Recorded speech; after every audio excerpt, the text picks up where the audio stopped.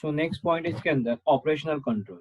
Operation control is the process of ensuring that specific task are carried or effectively and efficiently. The operation control aim the evaluating the performance and the organization most of the control system in organization are operation in nature.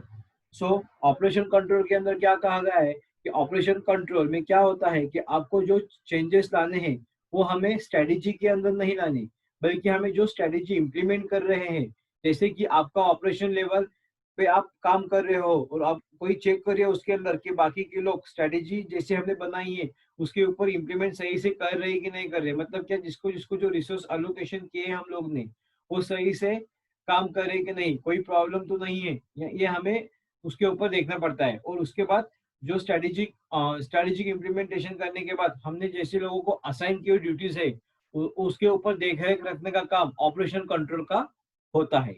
सही है. सो उसके अंदर पहला point आता है value chain analysis. So value chain analysis it place emphasis on interrelated activities performed in the sequence for production and marketing of a product or services. It divides to the tasks from the firm into identify the activities which can be the evaluate of judge and the their of effectiveness. So value chain analysis के अंदर क्या होता है कि value chain analysis में दो activity होती है, प्राइमरी और सपोर्टिव. इसमें हम क्या करते हैं कि दो टाइप में एक्टिविटीज को बांट देते हैं. तो इसमें अगर वैल्यू चेन एनालिसिस में एक ऑर्गेनाइजेशन वैल्यू चेन के साथ बेस डायरेक्ट करेगी, मतलब डायरेक्टली एक्टिविटी पे ध्यान रखती है, जैसे कि इनबाउंड लॉजिस्टिक और आउटबाउंड लॉजिस्टिक पे. सो कहाँ पे प्रॉब्लम है वो हमें डायरेक्टली पता चलती है help of value chain analysis. तो हम क्या करते हैं उसके हिसाब से स्ट्रेटेजी क्या करते हैं हम लोग इम्प्लीमेंट करते हैं. इसलिए value chain analysis operation control में बहुत ही इंपॉर्टेंट उसका. सो नेक्स्ट पॉइंट इसके अंदर financial analysis. So financial analysis के अंदर क्वांटिटेटिव और क्वालिटेटिव दोनों आ जाते हैं. सही है. सो क्वांटिटेटिव एनालिसिस के अंदर क्या होता है, it consider the financial and non financial quantitative parameters such as physical units or value of the purpose of judging effectiveness. The quantitative analysis techniques are widely used for evaluation as they are easy to administer. Some of the quantitative techniques are ratio analysis, market ranking, advertising, recall rate, etc. Second one is come qualitative analysis. So qualitative analysis are come the support of qualitative analysis by including those factors which are not measurable in terms of numbers. Some of the qualitative techniques are market survey, expectations, observations, and ABC costing. So financial analysis के अंदर क्या होता है कि qualitative और quantitative के साथ भी आ जाते हैं, मतलब कि फाइनेंशियली भी ऐसा होता है कि उसके अंदर फाइनेंशियली भी आ जाता है और नॉन फाइनेंशियली भी आ जाता है. फाइनेंशियली यानी जहां हम एक्यूरेट फिगर्स का यूज करते हैं अपने एनालिसिस को करने के लिए, हमारी इम्प्लीमेंटेशन सही से हो रही है नहीं हो रही, ये हमें स्ट्रेटेजी सही से, मतलब हमारी स्ट्रेटेजी जो है सही से जा रही है नहीं जा रही है हमें देखना होता है. तो उसके लिए हम फाइनेंशियल मेथड यूज करते हैं. सही है. सो उसके अंदर उसमें हम क्या करते हैं रेशियो एनालिसिस का यूज करते हैं. क्यों? क्योंकि हमें उसकी वजह से क्या होता है एक्यूरेट एक्यूरेट जो प्राइस है वो मिलती है. सही है. एक्यूरेट एनालिसिस हमें पूरा होता है. और लिक्विडिटी और सॉल्वेंसी को निकालना है तो उसके लिए हमें क्या करना पड़ता है, बेस पे उसको जज करना पड़ता है कि हमारी स्ट्रेटेजी कितनी स्मूथ चल रही है. ये होता है फाइनेंशियल एनालिसिस के अंदर. और जैसे कि मैंने बताया नॉन फाइनेंशियल एनालिसिस, तो उसके अंदर क्या होता है कि हाँ इसमें हम नंबर्स का तो यूज करते हैं क्योंकि क्वांटिटेटिव मेथड यूज कर रहे हैं. सही है. लेकिन इसके अंदर नंबर जो होते हैं वो सिर्फ रिप्रेजेंट करते हैं नंबर को, मतलब उसके अंदर क्या होता है कोई एक्यूरेट फिगर हमें क्या होती है नहीं मिलती. जैसे कि हम देखेंगे एबीसी कॉस्टिंग के अंदर. ओके. एबीसी कॉस्टिंग के अंदर क्या होता है सिर्फ हमें परसेंटेज कैलकुलेट होते हैं, एक्यूरेट फिगर नहीं मिलती. सो ये होता है फाइनेंशियल एनालिसिस के अंदर. ओके. सो नेक्स्ट पॉइंट है क्वालिटेटिव एनालिसिस.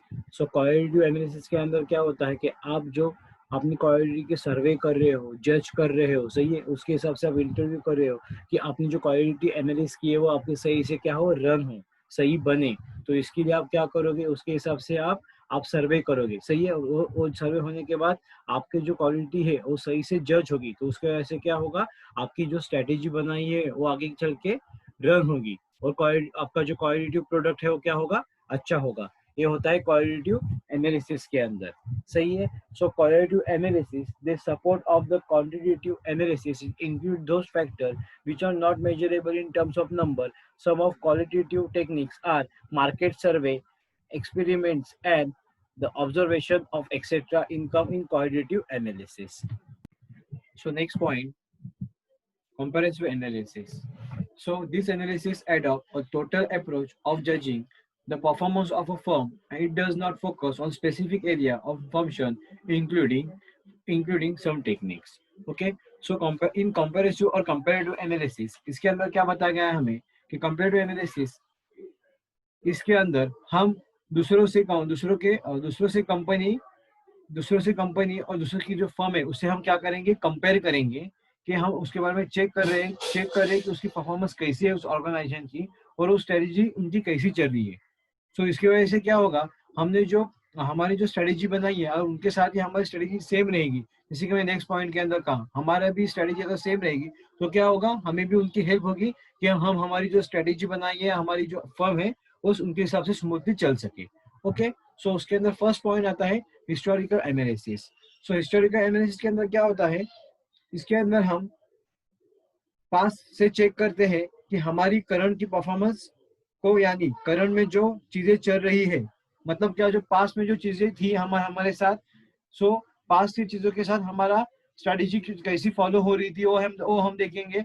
और उसके साथ जो आज जो है, मतलब आज का डाटा जो है उनके साथ कंपेयर करेंगे कि हमारी पास स्ट्रेटेजी कैसी थी और अभी जो फिलहाल करंट में स्ट्रेटेजी जो हमारी चल रही है वो कैसी है। अगर हमारी पास स्ट्रेटेजी से हमें ज्यादा प्रॉफिट हो रहा था तो हम क्या करेंगे, उसी स्ट्रेटेजी को आगे लेके आएंगे। ठीक है, अगर हम देखेंगे कि कुछ इनोवेशन हम कर रहे हैं उसके अंदर, या कोई इन्वायरमेंट के हिसाब से कोई उसके अंदर हम चेंजेस ला रहे हैं, तो उस चेंजेस लाने के बाद अगर हमें प्रॉफिट हो रहा है तो हम क्या करेंगे, वो हम स्ट्रेटेजी सही से रखेंगे, मतलब वही स्ट्रेटेजी हम आगे फॉलो करेंगे।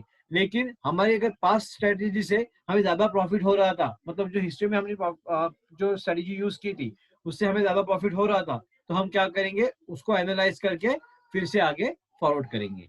ठीक है, सो नेक्स्ट पॉइंट है इंडस्ट्री नॉर्म्स। इंडस्ट्री नॉर्म्स के अंदर क्या होता है, यानी आप जो चेकिंग कर रहे हो वो क्या कर रहे हैं, हम अपने पिछले डाटा से हम क्या करते हैं, जो रिकॉर्ड निकाल देंगे कैसी हमारी फर्म्स चल रही है, कैसी स्ट्रेटेजी चल रही है। लेकिन इसके अंदर क्या होता है, हम इंडस्ट्री का एवरेज निकालते हैं, मतलब क्या कि इंडस्ट्री में जो चल रहा है उसके साथ हम कंपेयर करेंगे कि हमारी पिछली परफॉर्मेंस कैसी थी। कंपेयर यानी कि हम एनालाइज करेंगे कि हमारी पिछली परफॉर्मेंस कैसी थी और अभी की परफॉर्मेंस कैसी हो रही है। ठीक है, तो इसे बोलते हैं हम इंडस्ट्री का नॉर्म्स यूज किया जा रहा है। मतलब क्या कि अगर हम देखेंगे कि हमारी पिछली परफॉर्मेंस से अभी की परफॉर्मेंस बहुत अच्छी है, मतलब क्या किया, हमने एक एनालाइज किया, तो उस एनालाइज को बोलते हैं कि हम एक इंडस्ट्री नॉर्म चेक कर रहे हैं। ठीक है, सो उसे इंडस्ट्री नॉर्म्स के ऊपर हम क्या निकालते हैं, हमारी कंपनी की पास्ट जो सिचुएशन है उसकी परफॉर्मेंस है वो निकालते हैं और करंट सिचुएशन देखते हैं कि किसी हिसाब से हमें कैसे कैसे प्रॉफिट हो रहा है, या हमें वो स्ट्रेटेजी के हिसाब से हमें लॉस हो रहा है या प्रॉफिट हो रहा है। ओके, सो नेक्स्ट पॉइंट आता है इसके अंदर management by objective, means MBO. So it involves subordinate manager in planning and controlling activities. In this case, the superior and subordinate manager jointly decide common goal and jointly frame plan. The subordinate then implement the plan. Finally, the performance of the plan of the jointly review by the superior and the subordinate manager. So इसके अंदर क्या बताया गया है कि management by objective के अंदर कि MBO means management by objective का मतलब होता है कि हम सब एक इंडिविजुअल ऑब्जेक्टिव को अचीव करने के लिए कॉम्प्लीमेंट्री वर्क करते हैं। ऑर्गेनाइजेशन क्या कहती है कि पहले से हम सबको प्रिपेयर रहना चाहिए कि हम किसी हिसाब से हमारा जो प्लान है वो मैनेज कर सके। ठीक है, और अच्छे से काम करवाती है, सो दैट जितना भी काम है वो राइट डायरेक्शन में जाए। मैनेजमेंट बाय ऑब्जेक्टिव में जो परफॉर्मेंस होती है वो साथ ही इवेल्युएट होती रहती है। मतलब क्या कि जैसे जैसे हम परफॉर्मेंस कर रहे हैं मैनेजमेंट में ऑब्जेक्टिव के अंदर, उसी के साथ क्या होगी कि हमारी परफॉर्मेंस क्या होती है, इवेल्युएट होती रहती है। ठीक है, सो हम इसके अंदर क्या करेंगे कि हमारा सिंगल ऑब्जेक्टिव क्या है उसकी तरफ हम सही से जा रहे हैं कि नहीं, मतलब हमने जो स्ट्रेटेजी बनाई है एक ऑब्जेक्टिव अचीव करने के लिए, so help of management objective वो सही से अचीव हो रही कि नहीं, उसकी तरफ हम सही से सही डायरेक्शन में जा रहे कि नहीं, ये हम उसके अंदर देखते हैं। सो इसके अंदर क्या होता है कि हमने जो टाइमली एक सेट किया कि इस दौरान हमें ऑब्जेक्टिव हमें अचीव करना है, उसी टाइम टाइम के हिसाब से हम हमारा ऑब्जेक्टिव अचीव करते हैं है कि नहीं, इसके अंदर हमें वो देखना है।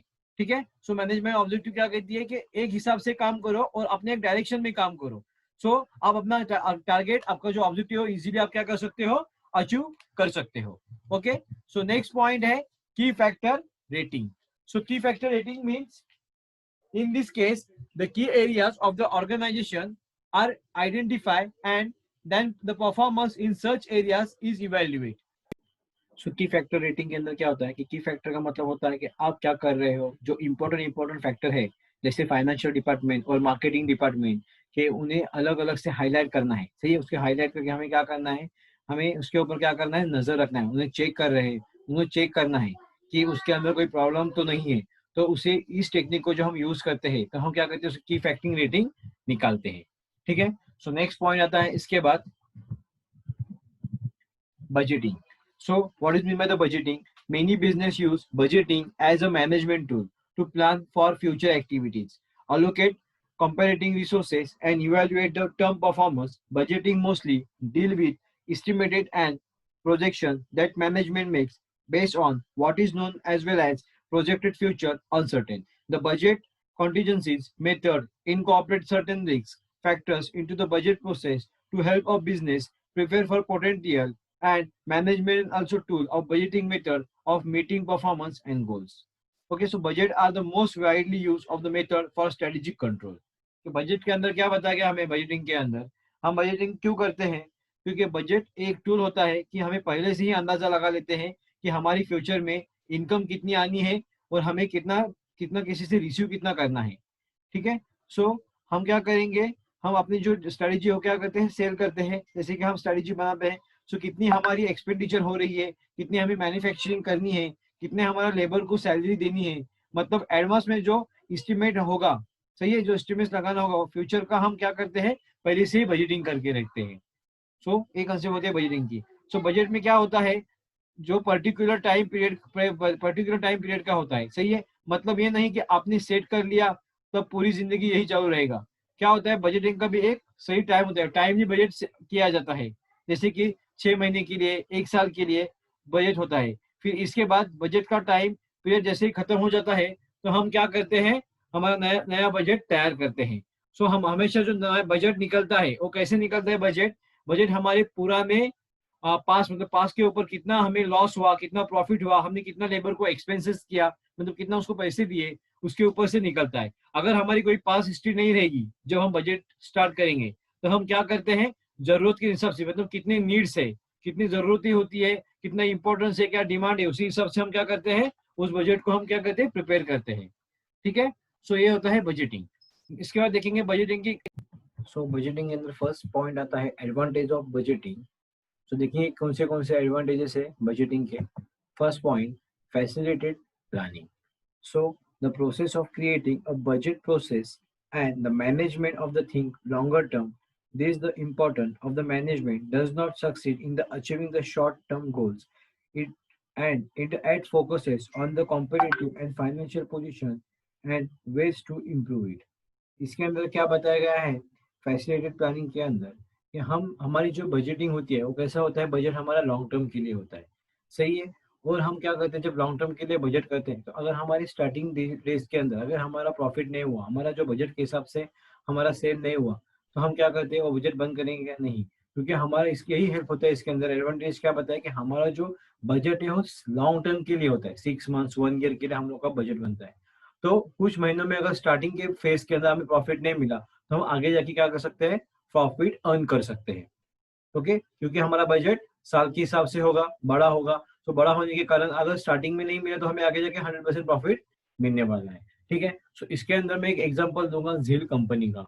एवरीवन नोज अबाउट द झील के जो रेनकोट्स बनाती है झील कंपनी। सो उसके अंदर क्या होता है कि उनको वो साल के लिए पूरा उनका बजट रहता है। बजट से वो क्या करते हैं, वो लोग अपना प्रोडक्शन करते हैं, सेल्स करते हैं वो प्रोडक्ट को। लेकिन जब रेनी सीजन होता है 2 to 3 मंथ्स, उस टाइम पे क्या होता है, उनका सेल ज्यादा होता है। सही है, मतलब तभी डिमांड ज्यादा रहती है। सही, तो यही बताऊंगा उसके अंदर कि उनका बजट, अगर उन्होंने सोचा कि 1 साल के लिए हम ऐसे ऐसे प्रोडक्शन करेंगे और जो डिमांड होगी उसके हिसाब से हम क्या करेंगे, ज़्यादा से ज़्यादा पीसेस को सेल करेंगे। ठीक है, सो ये होता है फैसिलिटी प्लानिंग के अंदर। सो नेक्स्ट पॉइंट है इसके अंदर profitability review. So a properly structured budget points out those aspects of the business which produce money and which forces management to consider whether it should drop a particular segment or expand the same. So इसके अंदर क्या बताया गया है कि अगर हमारे product से हमें प्रॉफिट होता रहेगा तो हम क्या करेंगे, वो प्रोडक्ट हम आगे मतलब कंटिन्यू रखेंगे। ठीक है, अगर इसके अंदर हमें प्रॉफिट नहीं मिलता रहेगा, हम देखेंगे कि कितने टाइम तक हमें प्रॉफिट नहीं मिल रहा है, तो हम उसको ज़्यादा टाइम मार्केट में रन नहीं करेंगे, मतलब उसको हम ज़्यादा देर उसको हम सेल नहीं करेंगे, क्योंकि उस चीज़ से अगर हमें लॉस होता रहेगा तो हम क्या करेंगे, वो प्रोडक्ट हम बंद कर देंगे। ओके, सो नेक्स्ट पॉइंट है performance evaluation. So budget can be used an important tool for performance aspiration of the employees. This is done by creating budget and comparing with the actual performance reports of the employee, which is called responsibility accounting. So performance evaluation के अंदर क्या होता है कि budget के हिसाब से हम क्या करते हैं, हम हमारा परफॉर्मेंस चेक करते हैं। इसके अंदर क्या होगा कि हमारा जैसा बजट होगा, ठीक है, उसके हिसाब से हम क्या करेंगे, हम परफॉर्मेंस को इवेल्युएट करेंगे। मतलब क्या, उसके हिसाब से उसकी प्राइस रहेगी, उसका बजट रहेगा। ठीक है, एग्जांपल इसके अंदर होता है आईफोन। अगर आईफोन कोई नया मोबाइल लॉन्च करता है, ठीक है, जैसे कि अभी सीरीज 11 के बाद सीरीज 12 लॉन्च कर रहा है, तो उसका परफॉर्मेंस कैसा होगा, 11 से बेहतर होगा, उसके अंदर अच्छी क्वालिटी रहेगी। सही है, उसको क्या रहेगा, जैसे कि अभी 4G था, अभी नया 12 फीचर्स क्या आ रहा है, 12 के अंदर 5G आ रहा है। मतलब क्या होगा, वो उसका इवेल्युएशन चेक करेगा और उसके हिसाब से उसका बजट तय करेगा। ठीक है, मतलब जैसे जैसे इनोवेशन होते रहता है, वैसे वैसे क्या करता है, जो इवेल्युएशन है, जो बजट है, वो बढ़ता है या कम होता है। अगर वो उसी तरह फैसिलिटी नहीं प्रोवाइड कर रहा है तो क्या करेगा, उसके बजट भी कम से कम होगा। ठीक है, तो ये होता है परफॉर्मेंस इवेल्युएशन के अंदर। सो नेक्स्ट पॉइंट है forecasting the future and financial needs. इसके अंदर क्या होता है, a properly structure budget help to estimate the amount of cash that which will be needed to support the day-to-day and the operations. Budget an important tool which gives idea about how the organization fund their long-term operation. So इसके अंदर क्या होता है forecasting the future of financial needs के अंदर, कि हम हमारे बजट के हिसाब से क्या करेंगे, प्लान करेंगे।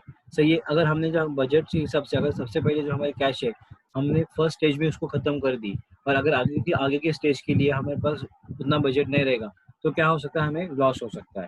तो हम क्या करेंगे, हमारे जो फाइनेंस जितना हमारा बजट है उसके हिसाब से हम क्या करेंगे, उस जितना वर्क है उसको डिस्ट्रीब्यूट करेंगे और वो कैश अलोकेट करेंगे। सो उसी के अंदर पॉइंट आता है कि कैश अलोकेशन, कि जैसे कि मैंने अभी बताया कि हम क्या करेंगे, सबसे पहले हर चीज़ के लिए क्या करेंगे, कैश का अलोकेशन करेंगे। सही है, मतलब कौन सी चीज़ के लिए हमें कितने पैसे लगते हैं, सही है, उसके साथ अलोकेट करेंगे। मतलब क्या करेंगे कि हम डिसाइड करेंगे कि हमारी फर्स्ट प्रायोरिटीज कितनी है, जो पहली प्रायोरिटीज है उसको हम इम्पोर्टेंस देंगे, जो लेवल पे आता है हमें सबसे पहले काम करना चाहिए, उसी के अंदर हम क्या करेंगे, कैश का ज़्यादा से ज़्यादा वहाँ पे अलोकेशन करेंगे। सही है, so there is a only limited amount of cash available to be invested in fixed asset and working capital. The budgeting process unable to manage to decide which assets are to be purchased and also help them to make plan meeting the working capital requirements. Okay, so our next point under come coordination. So coordination, budgetary control help to coordinate how the organization resources can be used, accomplish the long-term goals and various projects undertaken by the organization. These ensure maximum utilization of resources and minimization of the waste. So इसके अंदर क्या बताया coordination के अंदर, कि अगर हमारा coordination सही से होगा तो हम क्या करेंगे, resources के जो distribute है वो हम सही से कर पाएंगे। तो उसके वजह से क्या हो, so next point है इसके अंदर डिसएडवांटेजेस ऑफ बजटिंग। सो अभी देखेंगे कौन से डिसएडवांटेजेस है। फर्स्ट दिया हुआ है time consuming process. So preparation of budget can be at times of very consuming process of employees are not estimate of the practices of the organization and preparation of the budget is a participative process. So time consuming process के अंदर क्या होता है, हमें इसके अंदर क्या पता है कि हमारा जो बजट होता है, सही डिसएडवांटेज क्या दिया है, हमारा जो बजट की प्लानिंग होती है वो कैसी होती है, लॉन्ग टर्म के लिए होती है। सही है। सो अगर हमारी प्रोजेक्ट की प्लानिंग लॉन्ग टर्म के लिए है तो हमें क्या करना पड़ता है, बहुत देर तक वेट करना पड़ता है कि हमारा जो बजट है और हमारा जो प्रोडक्ट है उसके अंदर हमें प्रॉफिट मिल रहा है कि नहीं मिल रहा है। तो इसकी वजह से क्या होता है कि लॉन्ग टर्म के लिए रहने के कारण हमें अगर 1 साल के लिए हमारा बजट रहेगा तो हम क्या करेंगे, एक 1 ईयर तक वेट करेंगे कि हमें इस बजट के अंदर कितना प्रॉफिट हो रहा है, कितना लॉस हो रहा है, तो हमें इसके अंदर रुकना पड़ता है। ठीक है। सो ये होता है टाइम कंज्यूमिंग प्रोसेस के अंदर। उसके बाद नेक्स्ट आता है पॉसिबिलिटी टू मिस यूज। सो इसके अंदर क्या आएगा पॉसिबिलिटी टू मिस यूज के अंदर, unexperienced manager may create budgetary cell, reducing revenue estimate and increasing expenses and estimated so that favorable and against the budget can be achieved. Misuse by the manager. So देखिए इसके अंदर क्या होता है कि बहुत सारे जो लोग हैं जो प्रोजेक्ट मैनेज कर रहे हैं, प्रोजेक्ट मैनेजमेंट है, उसके अंदर क्या होता है बहुत सारे लोग बजट देते हैं, सही है। लेकिन कुछ लोग ऐसे होते हैं कि जो बजट के बाहर क्या करते हैं, अपना जितना अगर 10 लाख का बजट है उन लोग क्या करते हैं 20 लाख का बजट पास करते हैं, मतलब उसके अंदर से कुछ पैसे निकाल सके, उसका कुछ मिसयूज कर सके। मिसयूज यानी क्या होगा कि ज्यादा बजट देना तो पैसे क्या होगा उतने ही पैसे के अंदर काम हो सकता है, लेकिन ज्यादा बजट देने के बाद वो क्या करते हैं, वो जब जो काम का वो मिसयूज करते हैं। मतलब क्या कि जितना काम है उससे ज्यादा वो क्या करते हैं, अपना अमाउंट बताते हैं। ठीक है। सो नेक्स्ट पॉइंट है इसके अंदर blame game. So blame game मतलब क्या? If a department does not achieve its budget, result is the department manager may blame to another department for the not achieving expected of outcomes. इसके अंदर क्या होता है कि अगर हमारा दूसरा डिपार्टमेंट उतना बजट अचीव नहीं कर रहा है, जितना उनका टारगेट था वो टारगेट अचीव नहीं हो रहा है, तो क्या करते हैं कि वो दूसरे डिपार्टमेंट के ऊपर डालते हैं कि इनकी वजह से नहीं हुआ। मतलब क्या, एक एक दूसरे को क्या करते हैं, ब्लेम करते हैं। सो इसका क्या ब्लेम गेम, तो दूसरे के ऊपर ब्लेम डालना कि इसकी वजह से हमारा जो टारगेट था वो अचीव नहीं हुआ। ठीक है। सो नेक्स्ट पॉइंट है इसके अंदर expense allocation. So expense allocation, the budget may be prescribed that certain amount of overheads costs be allocated to various departments. However, the manager may not be convinced with the method of allocation cost. So expense allocation के अंदर क्या होता है कि जब हम money allocate करते हैं, सही है, तो क्या होगा क्वालिटी के हिसाब से हम अलोकेट करेंगे। मतलब अगर देखेंगे कि हम एक प्रोडक्ट बना रहे हैं, ठीक है, उस प्रोडक्ट पे देखेंगे कि उसके क्वालिटी के अंदर कितना खर्चा आता है, उसकी पैकेजिंग के अंदर कितना खर्चा आता है। लेकिन क्या होगा ऐसे जब हम अलोकेट करेंगे अलग अलग डिपार्टमेंट के हिसाब से, मार्केटिंग डिपार्टमेंट के लिए अलग, बाकी जो क्वालिटी डिपार्टमेंट है उनके लिए अलग, हम डिपार्टमेंट के लिए पैसे जो देते हैं वो क्या हो सकता है कुछ उनके अंदर मिसअंडरस्टैंडिंग हो सकती है कि इस डिपार्टमेंट को ज्यादा पैसे मिल रहा है उसका एक्सपेंस अलोकेशन करने के लिए। लेकिन जहां सबसे ज्यादा जरूरत है वो हम क्या करेंगे, अलोकेशन करेंगे हमारे एक्सपेंस का। सही है, तो वही देखना जरूरी है। लेकिन इसकी वजह से क्या होता है, एक क्या बताया इसके अंदर डिसएडवांटेजेस, कि अगर आप सही जगह अपना पैसा अलोकेट नहीं करोगे जहाँ पे सच में एक्सपेंस हो रहा है। एक एग्जांपल लो, कोई परफ्यूम की कंपनी है, सही है, वो ज्यादा क्या करेंगे मार्केटिंग के अंदर उनको ज्यादा एक्सपेंस करेंगे। उनको कैसा आ सकता है इसके अंदर एक्सपेंस, कि देखिए बहुत सारे लोग क्या करते हैं फ्री सैंपल बताते हैं।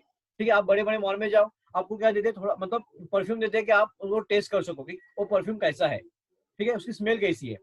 ओके, सो इसके अंदर आपको खर्चा हो सकता है। सही है, तो यही देखना है एक्सपेंसेस अलोकेशन के अंदर कि जहां हमें पैसे एक्सपेंस अलोकेट करने हैं, मतलब कहाँ पे अलोकेशन है वहां पे हमें सही से देना है। अगर नहीं होगा तो क्या होगा, हमारा लॉस हो सकता है। So next point, strategic rigidity. So in this case, creation of the budget may not be served of any purpose if the market shift in a different direction. In this case, the company should shift along with the market rather than adhering of the budget.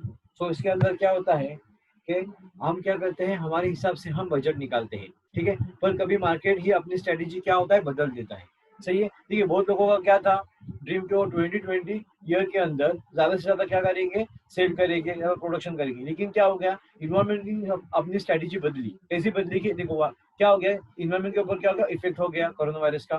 ठीक है, सो उस virus के कारण सब अभी जो situation है उसके हिसाब से जिनका भी बिजनेस जो बहुत अच्छा चल रहा था, जिनको बहुत प्रॉफिट मिल रहा था, उनकी जो स्ट्रेटेजी से उन लोगों को भी क्या करना पड़ा, अपनी स्ट्रेटेजी बदलनी पड़ी।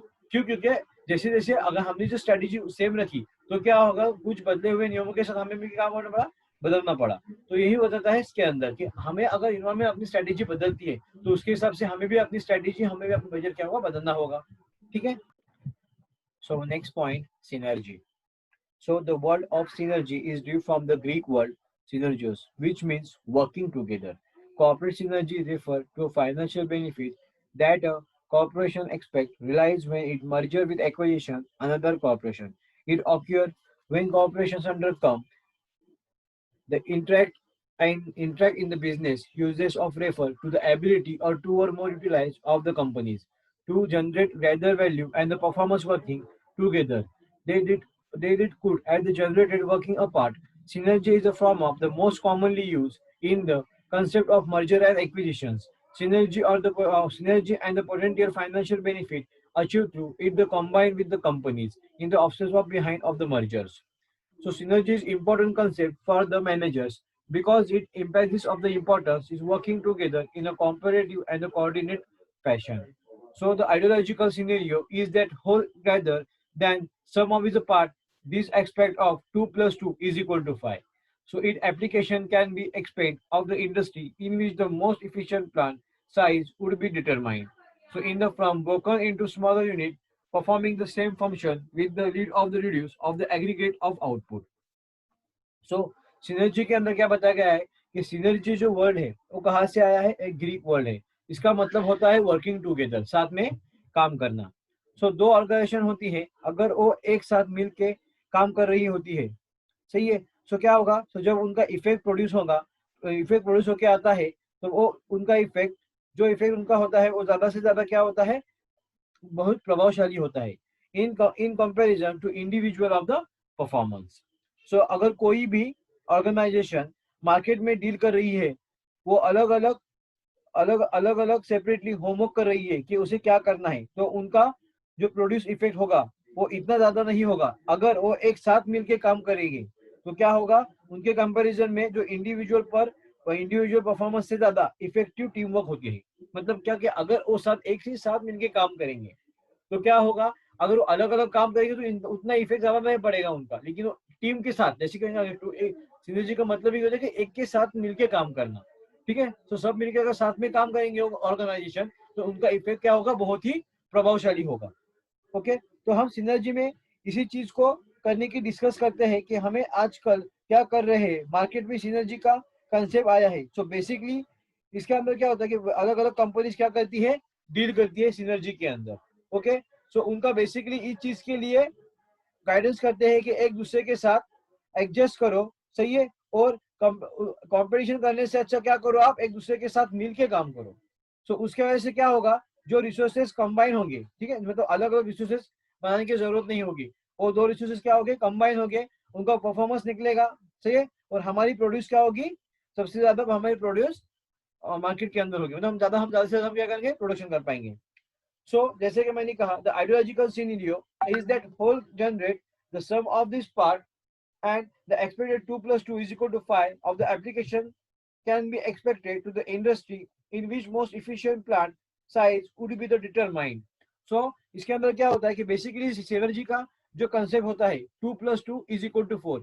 It means that whole gather that sum of the apart. अगर हम इन दोनों को कैलकुलेट करते हैं तो बेसिकली क्या होता है, 2 plus 2 is equal to 4 आएगा, सही है। लेकिन क्या बताया हमें कि यहाँ पे 2 plus 2 is equal to क्या है, 5। क्यों, क्योंकि हम क्या करते हैं इसके अंदर कि हमारा जो बेसिकली सिनर्जी कंसेप्ट है वो हमें एक साथ क्या होता है, रिसोर्सेज भी हमारे सेम हो जाते हैं, तो हमें इससे क्या होता है, ज्यादा आउटपुट मिलता है।